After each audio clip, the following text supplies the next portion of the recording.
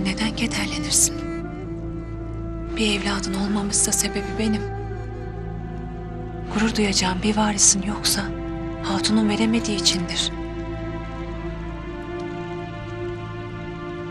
Baban Ertuğrul Gazi'den bahsederken gözlerinin için nasıl güldüğünü gördüm. Baba olmak, obamıza bir varis bırakmak senin hakkın.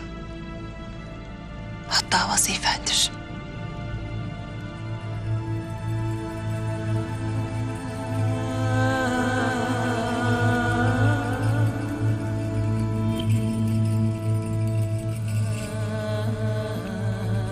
Babamın vasiyeti hatırımdadır. Gayrı vaktin geldiği de meydandadır.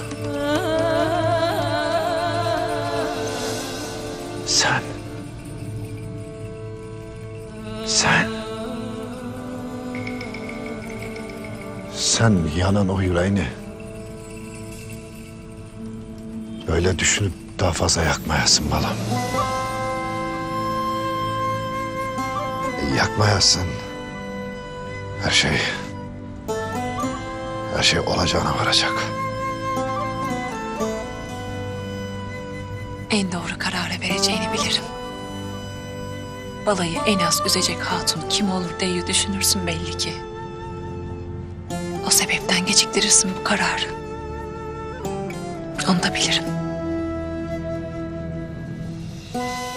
Lakin ben razıyım. Ben kaderime razıyım. Sen de bunu bilesin.